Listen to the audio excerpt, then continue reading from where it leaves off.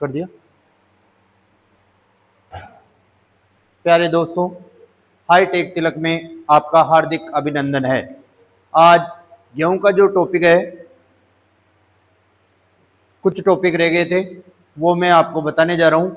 जैसे गेहूं में बोनेपन के लिए कौन सा जीन उत्तरदायी है, और जैसे अपना रोग है करनाल बंट। मोस्ट इंपोर्टेंट रोग बताऊंगा, सभी रोग नहीं, मोस्ट इंपोर्टेंट जो रोग है वो बताऊंगा आज। और इसके बाद में गेहूं का भंडारण कब करते हैं, तो देखो प्रमुख रोग एक बार समझ लो। करनाल बंट सबसे हानिकारक रोग है। इसमें क्या क्या होता है, कोई सा पूछ लेता है, जैसे करनाल बंट को सबसे पहले किसने देखा, करनाल बंट किससे होता है, करनाल बंट हो जाता है रोग तो उस खेत में कैसी बदबू आती है, ये सब चीजें मैं बता रहा हूं आपको। तो करनाल बंट जो होता है वो है नियोसिस इंडिका। नियोसिस इंडिका प्रजाति से होता है। इसके बाद में देखो, करनाल बंट को सबसे पहले किसने देखा, करनाल बंट को सबसे पहले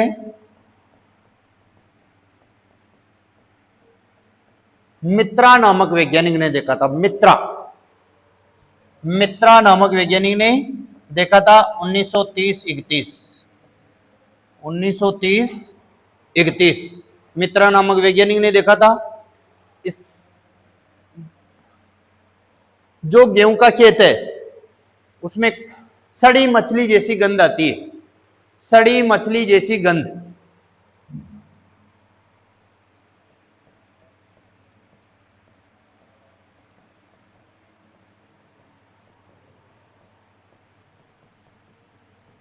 सड़ी मछली जैसी गंध आती है।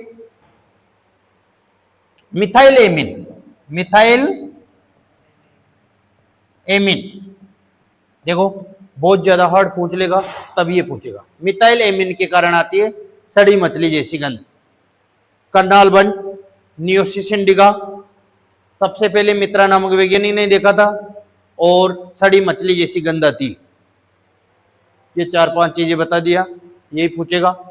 करनाल बंट सबसे हानिकारक रोग है, नियोसिस इंडिका प्रजाति द्वारा होता है। सबसे पहले मित्रा नामक वैज्ञानिक ने खोज किया था, देखा था। इसके बाद में देखो, इसके जो खेत है, इसका जो खेत है जहां करनाल बंट रोग हो गया गेहूं में, सड़ी मछली जैसी गंध आती है, सड़ी मछली जैसी गंध आती है। किसके कारण, मिथाइल एमिन के कारण। इसके बाद में देखो, एक रोग और है अनावृत कंडवा।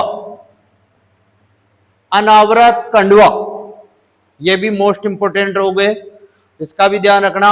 अनावर्त कंडवा रोग, ये जो इसको जो फैलाता है वो है अस्टिलेगो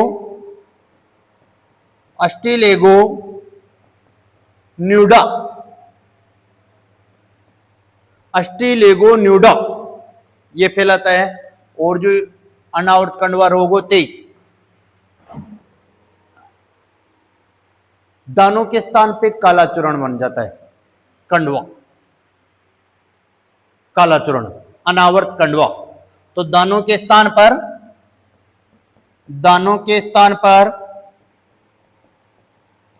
काला चूर्ण बन जाता है।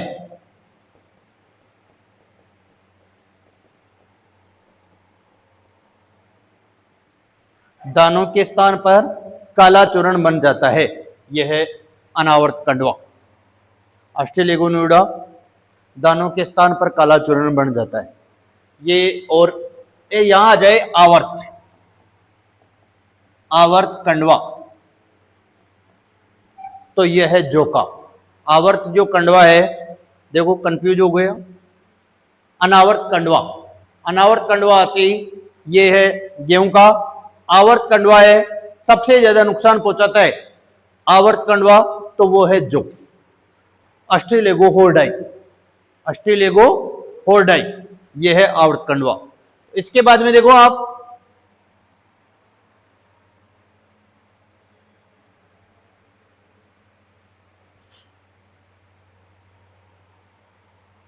इसके बाद में अपने जैसे भंडारण कब करते हैं ये क्वेश्चनों में लिखा रहा हूं, मैं आपको समझा भी दूंगा। तो देखो गेहूं का भंडारण कितने प्रतिशत नमी पर करते हैं, वो ट्रिक याद हो तो आपको 6 से 8, 8 से 10, 10 से, तो अपना जो आंसर है वो है 10 से 12। अगला जो अपना ये क्वेश्चन है, गेहूं में कौन सी प्रोटीन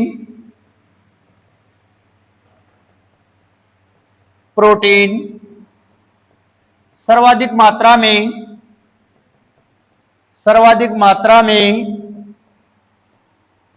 पाई जाती है। गेहूं में कौन सी प्रोटीन सर्वाधिक मात्रा में पाई जाती है, तो वो प्रोटीन का नाम है ग्लूटीन। देखो इसकी खासियत बता रहा हूं मैं, ग्लूटीन प्रोटीन। जो गेहूं की रोटी फूलती है ना, चपाती फूलती है ना, वो ग्लूटीन प्रोटीन के कारण ही फूलती है।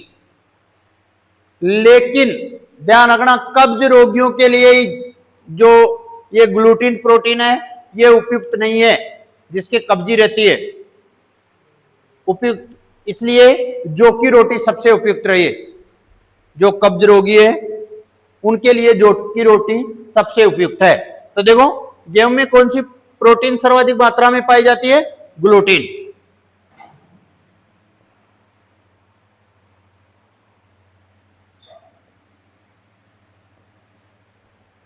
क्वेश्चन नंबर 3,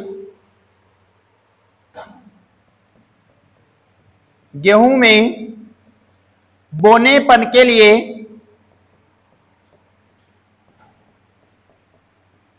उपयुक्त जीन है।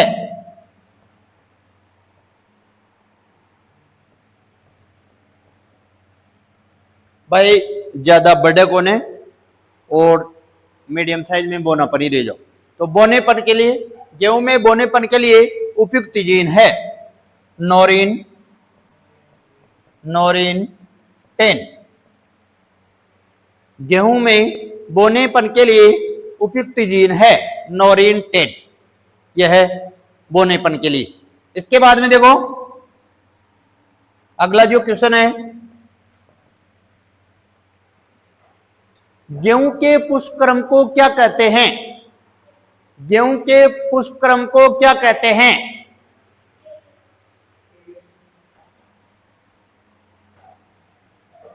देखो इधर एक बार देखो, पुष्पक्रम को तो कहते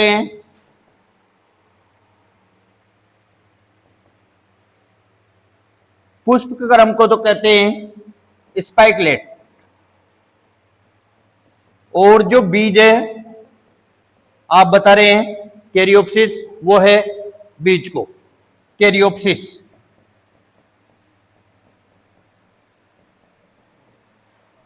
देखो तो देखो गेहूं के पुष्पक्रम को क्या कहते हैं, स्पाइकलेट। वैसे दान के पूछ ले तो दान का पुष्पक्रम है पेनिकल। दान का जो पुष्पक्रम है, दान का मैं बता दिया आपको, दान का पुष्पक्रम पेनिकल। और अपने गेहूं का पुष्पक्रम है, गेहूं के पुष्पक्रम को क्या कहते हैं।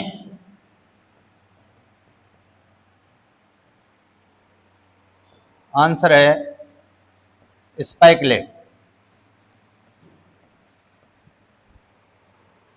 देखो याद कराने की ट्रिक एक बार देख लो इधर, सभी के जो बीज है उनको कैरियोप्सिस कहते हैं। खाद्यान्न फसलों के सभी के जो बीज है उनको कैरियोप्सिस कहते हैं। कैरियोप्सिस सभी के बीजों को। तो देखो गेहूं के बीज को क्या कहते हैं?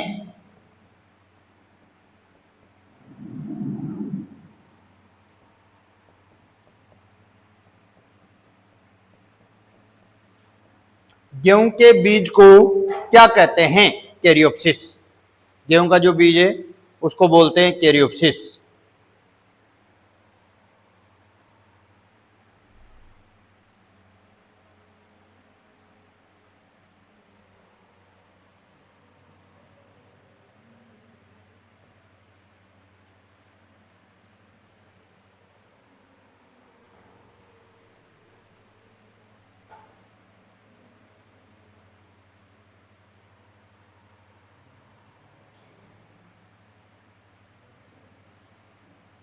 खाद्यान्न खाद्यान्न फसलों का राजा किसे कहते हैं? बताओ बताओ आप। गेहूं। सबसे ज्यादा गेहूं की रोटी को खाते हैं। तो देखो खाद्यान्न फसलों का राजा जो ज्यादा उपयोग में होता है उसे ही राजा कहते हैं, गेहूं। इसके बाद में नहीं, गेहूं का कटोरा किसे कहते हैं? दान का कटोरा बताओ चलो। हाँ शाबाश। दान का कटोरा, दान का कटोरा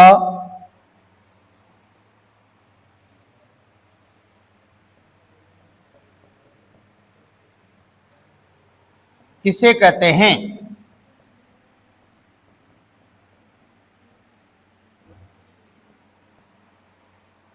श्री गंगानगर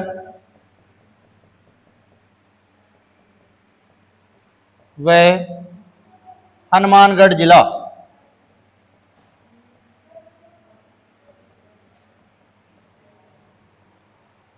हाँ,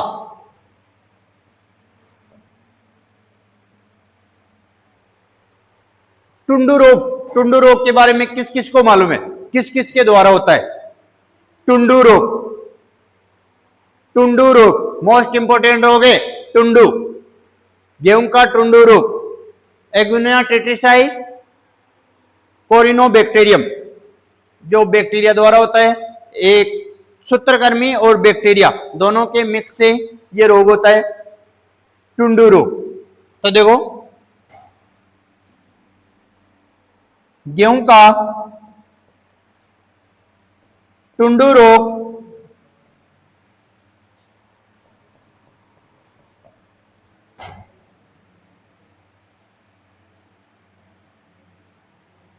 किसके द्वारा फैलता है? गेहूं का टुंडू रोग किसके द्वारा फैलता है? तो सूत्रकृमि, एगुना टेट्रिसाई प्लस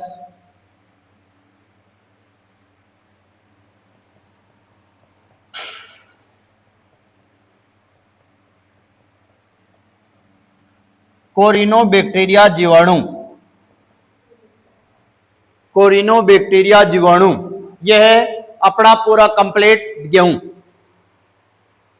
और गेहूं की जो जल मांग है 450 से 650। गेहूं की जो जल मांग है 450 से 650।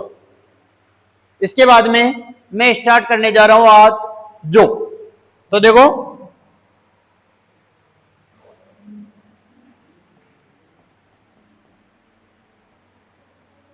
जब थोड़े बहुत पानी की कमी हो तो गेहूं की जगह जौ बो देते, जो कि खासियत में आपको बताऊं जो कब्ज रोगियों के लिए उपयुक्त है, जो बियर, दारू या जो एक ठंडे रूप में उपयोग में लेते हैं, जैसे गाय भैंस को खिलाने के लिए। तो देखो जौ का जो वैज्ञानिक नाम है होर्डियम वल्गेर, वैज्ञानिक नाम है होर्डियम होर्डियम वल्गेर, होर्डियम वल्गेर, जो का जो वैज्ञानिक नाम है होर्डियम वल्गेर। इसका जो कुल है वो ही है ग्रेमिनी, ग्रेमिनी, पोएसी, पोएसी और गास्कुल, गास्कुल, ग्रेमिनी, पोएसी, गास्कुल। इसके बाद में उत्पत्ति स्थान, मेरे को बताओ आप, दक्षिणी पूर्वी एशिया किसका था उत्पत्ति स्थान? शाबाश, किसका था? दान का। दक्षिणी पूर्वी एशिया, तो इस जौ का उत्पत्ति स्थान भी दक्षिणी पूर्वी एशिया, दक्षिणी पूर्वी एशिया। गेहूं के हिसाब से कर दो, दक्षिणी पूर्वी एशिया। अब देखो सामान्य संगठन, सामान्य संगठन देखो आपको इधर बता रहा हूं मैं पहले, फिर बाद में लिखना है। मोस्ट इंपोर्टेंट, कब्ज रोगियों के लिए उपयुक्त नहीं है। क्यों उपयुक्त नहीं है?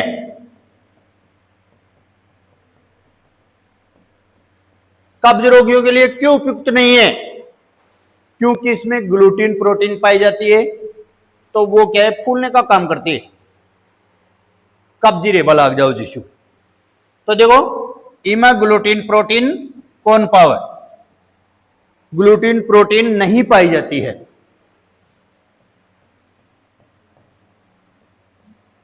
जो कब्ज रोगियों के लिए उपयुक्त है, कब्ज रोगियों के लिए। इसके बाद में देखो बियर, बियर, बियर भी जौ से बनाई जाती है। दारू और इसके अलावा प्रोटीन, प्रोटीन 11%, कार्बोहाइड्रेट वही है और वसा भी वही है। तो देखो प्रोटीन, प्रोटीन 11%, कार्बोहाइड्रेट, कार्बोहाइड्रेट 62 से 71%, वसा 1.5 से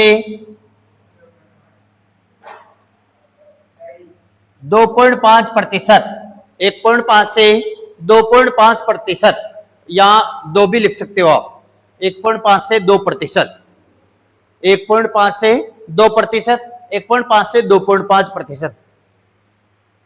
इसके बाद में देखो ग्लूटीन प्रोटीन, प्रोटीन नहीं पाई जाती है।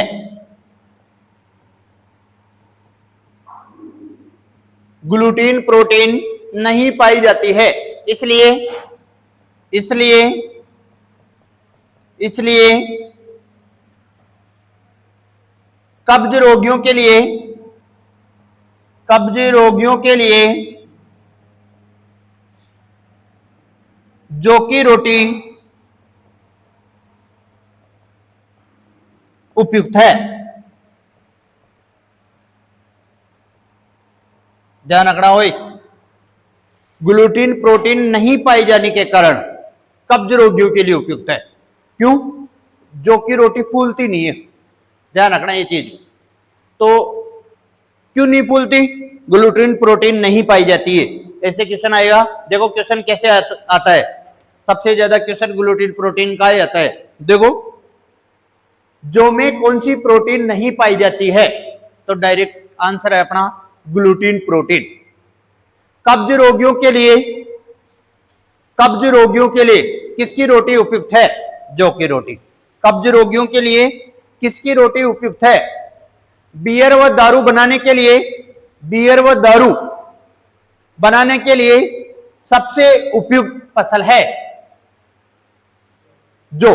और ऐसे आ जाए, बियर व दारू बनाने के लिए सबसे उपयुक्त फल है, बियर व दारू बनाने के लिए सबसे उपयुक्त फल है, तो अंगूर चे, अंगूर चे, बेर चे और सेव चे, काजू चे। अंगूर, बेर, सेव और काजू। तो देखो सबसे उपयुक्त, अब देखो जैसे अंगूर से सस्ती दारू बियर बनती है या दारू बनती है, और जो अपना जो है वहां उससे बियर बनती है और दारू बनती है। जैसे जैसे जैसे सेव है इनकी महंगी महंगी होती जाती है, फिर दारू बाद में बताएंगे। दारू आते ही बच्चे खुश हो जाते हैं।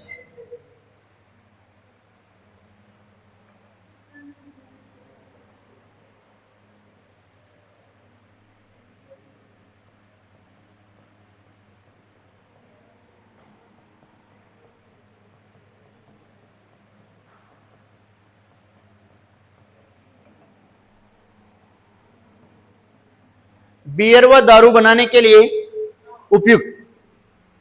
इसके बाद में देखो जलवायु। देखो मैं आपको बताया था गेहूं में जलवायु, सेम जलवायु गेहूं के हिसाब से ही इसकी है, जो कि क्यों गेहूं और जो सेम है, थोड़ा बहुत अंतर है, जैसे उन्नतशील किस्में इनमें थोड़ा बहुत अंतर है। तो देखो जलवायु, यह रबी ऋतु की फसल है। फसल बुआई के समय 20 से 25 डिग्री सेंटीग्रेड तापक्रम, बढ़वार व पकते समय 15 से 20 डिग्री सेंटीग्रेड तापक्रम की आवश्यकता होती है। तो जलवायु देखो, यह रबी ऋतु की फसल है। फसल बुआई के समय, ट्रिक का याद ध्यान रखना, फसल बुआई के समय 20 से 25 डिग्री सेंटीग्रेड तापक्रम तथा बढ़वार व पकते समय, बढ़वार व पकते समय मैंने बताया था ट्रिक -5, बढ़वार व पकते समय 15 से 20 डिग्री सेंटीग्रेड तापक्रम की आवश्यकता होती है।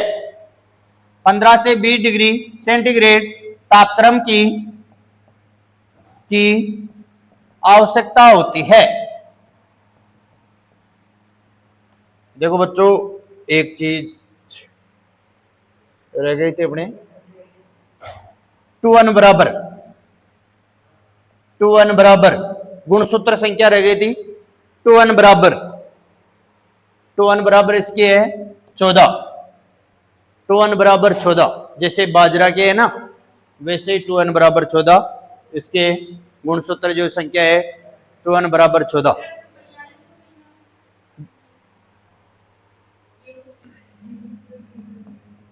गेहूं की 2n बराबर 42, गेहूं की 2n बराबर 42 60 गुणित हेक्साप्लॉइड। कोई सा क्वेश्चन आ सकता है तीनों में से, हेक्साप्लॉइड 60 गुणित और 2n बराबर 42। हेक्साप्लॉइड तो आया हुआ है 23-24 डेट में या 24-25 में आया हुआ है हेक्साप्लॉइड, 23-24 में आया है या 24-25 में है। गेहूं का पौधा है हेक्साप्लॉइड या 60 गुणित। तो इसके बाद में देखो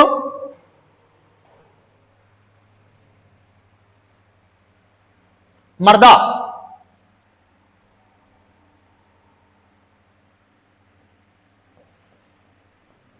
मर्दा मैंने बताया था कपास और धान को छोड़कर, कपास और धान को छोड़कर सभी में बलुई दोमट मृदा करना है। कपास और धान में काली मृदा की आवश्यकता होती है, कपास और धान में काली मृदा की आवश्यकता होती है और सभी को, और सभी में जो सभी फसलें हैं उसमें बलुई दोमट, बलुई दोमट, बलुई दोमट मृदा की आवश्यकता होगी। तो इसके बाद में देखो उन्नतशील किस्में,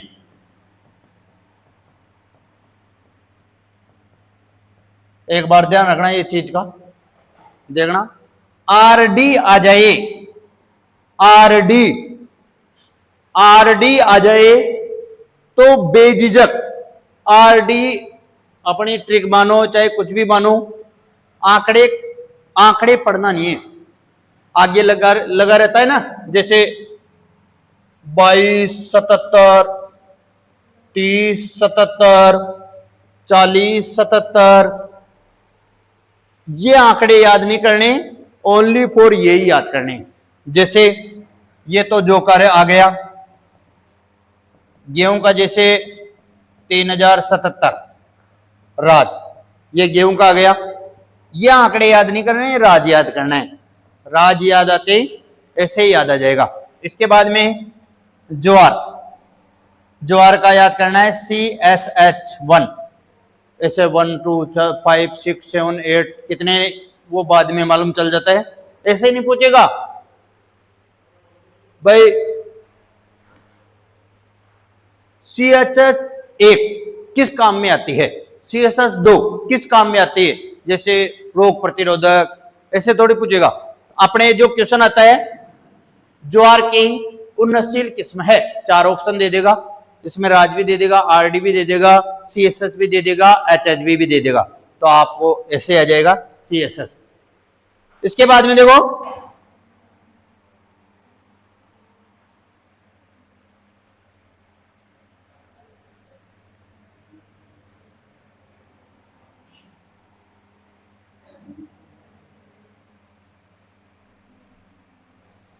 RD31, RD31,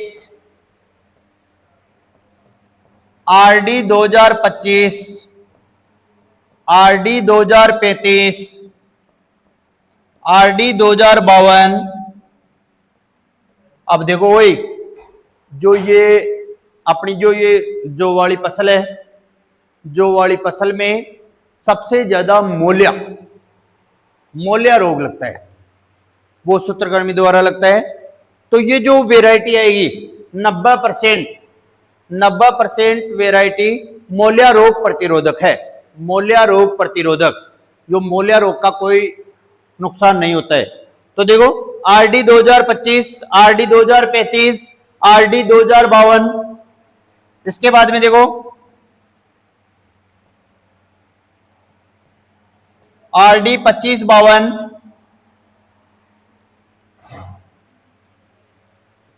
RD 37, यह है मूल्य रोग रोधी।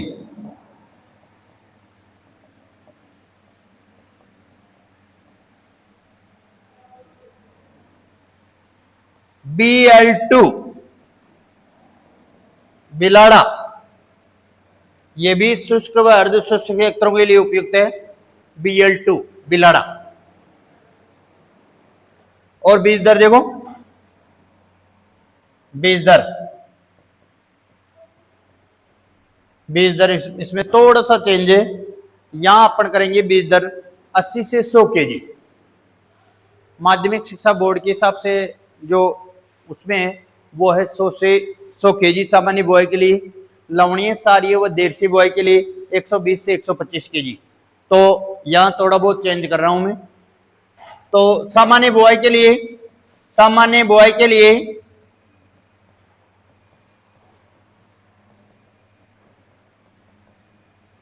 80 से 100 केजी, सामान्य बुआई के लिए 80 से 100 केजी।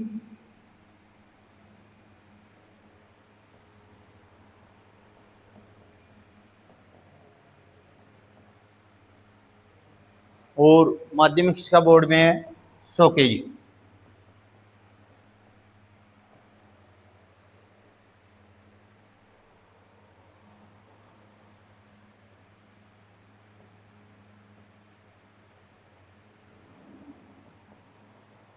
NCERT, NCERT.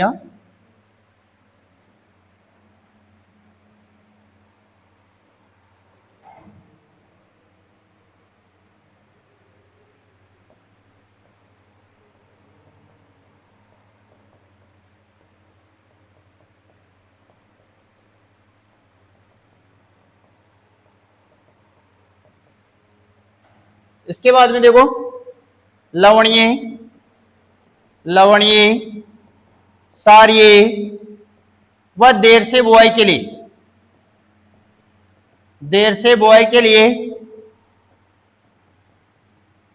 120 से 125 केजी बीज प्रति हेक्टेयर की आवश्यकता होती है। 120 से 125 केजी बीज प्रति हेक्टेयर की आवश्यकता होती है।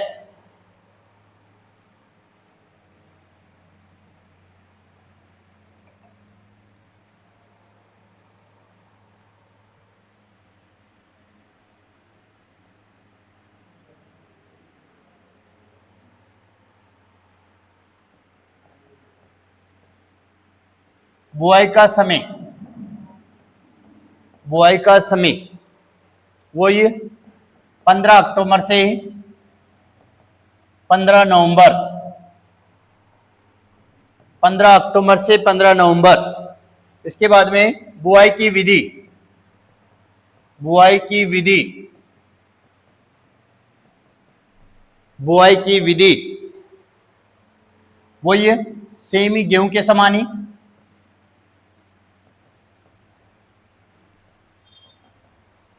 कतार से कतार की दूरी 22.5 सेमी,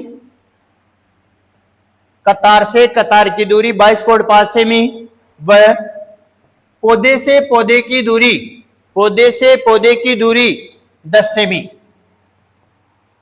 रखते हैं। सिंचाई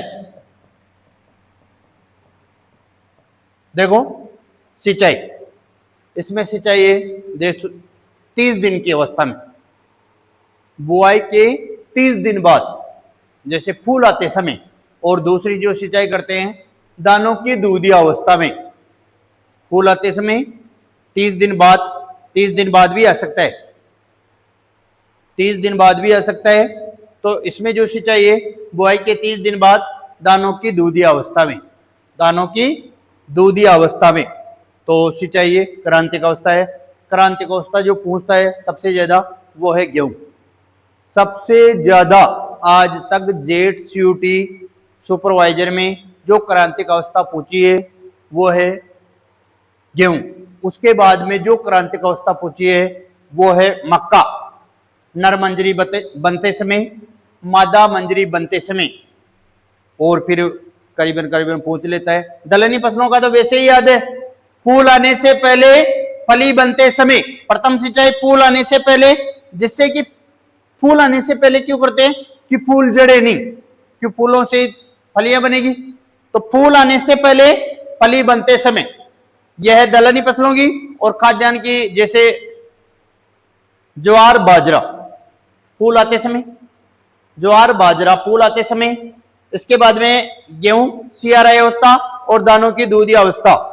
सियाराई अवस्था का ध्यान रखना, 3-4 नाम बताया था मैं, चंदेरी जड़ निकलते समय और बुआई के 21 दिन बाद। इसके बाद में देखो दानों की दूधिया अवस्था 100 से 105 दिन। अपनी जो सिंचाई है जो कि वो लिखो, प्रथम सिंचाई, प्रथम सिंचाई, प्रथम सिंचाई बुआई के 30 दिन बाद, बुआई के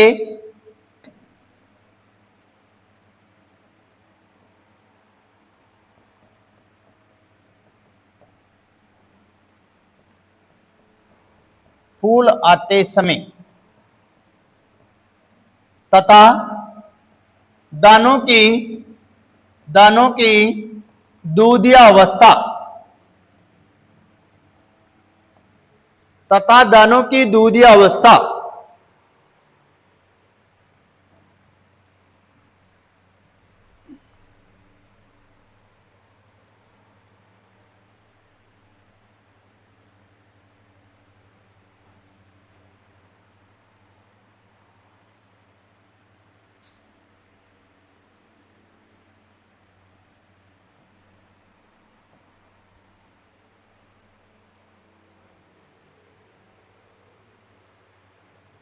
जो कि प्रथम उत्परिवर्तन किस्म है, जो कि प्रथम उत्परिवर्तन किस्म है BM4, BM3। तो देखो क्वेश्चन में लिखा रहा हूं, 4-5 क्वेश्चन है, वो क्वेश्चन लिखा के जो अपना कंप्लीट हो गया, जो कि प्रथम उत्परिवर्तन किस्म है BM4।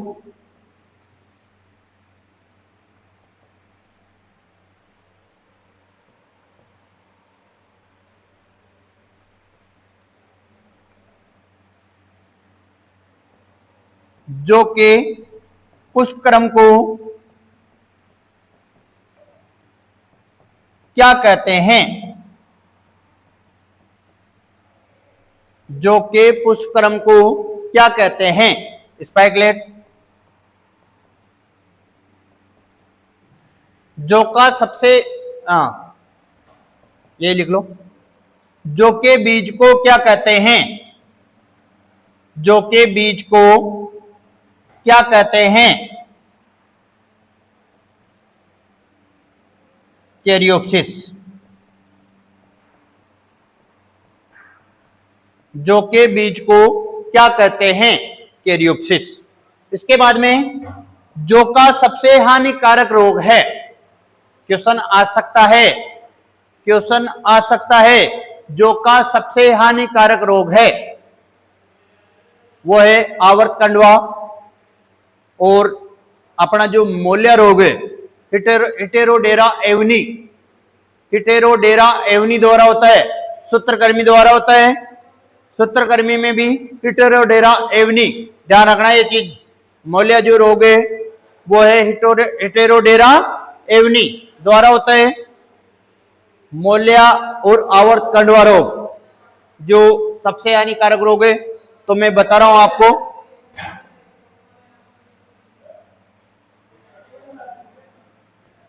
मोलिया,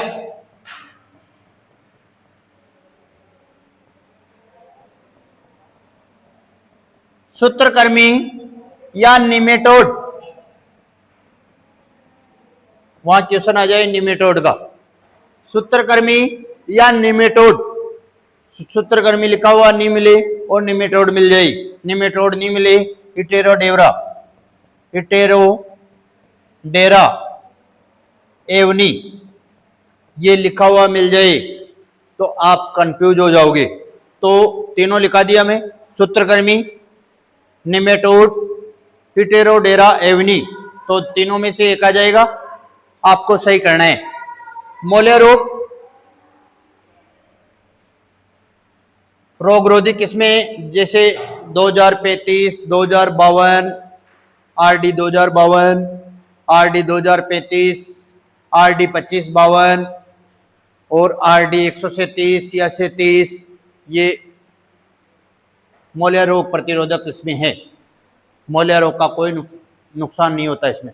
इसके बाद में देखो आवर्त कंडवा, आवर्त कंडवा ये रोग होने के बाद 1% उपज प्राप्त नहीं होती, क्योंकि दानों के स्थान पे काला चूर्ण बन जाता है, दानों के स्थान पे काला चूर्ण बन जाता है, फिर कहां से उपज प्राप्त होगी। तो यह है आवर्त कंडवा। Ustilago, Ustilago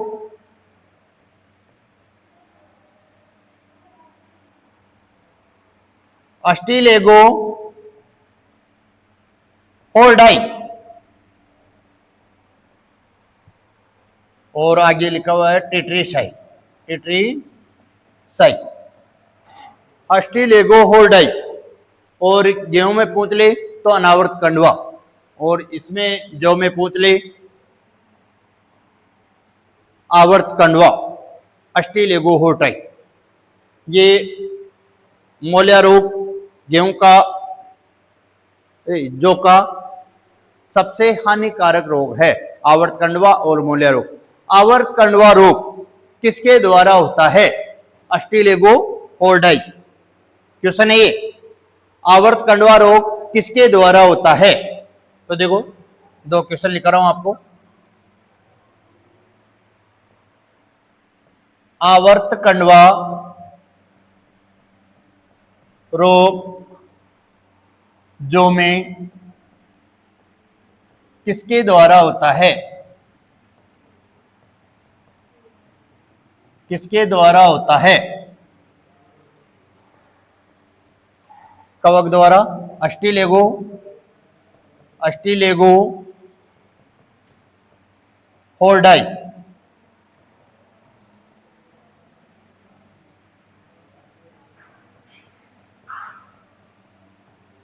Ustilago होर्डाई टेट्रिसाई। इसके बाद में देखो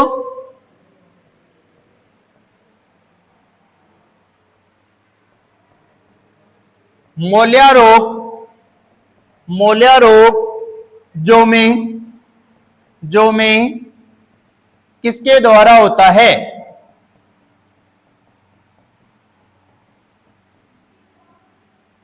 यह है सूत्रकृमि, निमेटोड।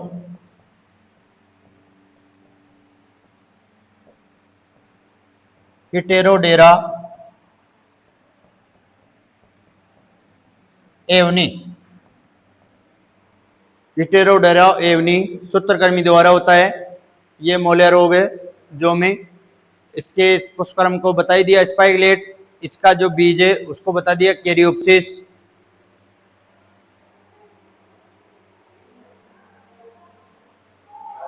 अब देखो एक क्वेश्चन गेहूं में रह गया था, मानव निर्मित गेहूं की जो प्रथम वेराइटी है उसका नाम क्या है? गेहूं में रह गया था टिट्रिकेल। अब टिट्रिकेल तो बता दोगे आप?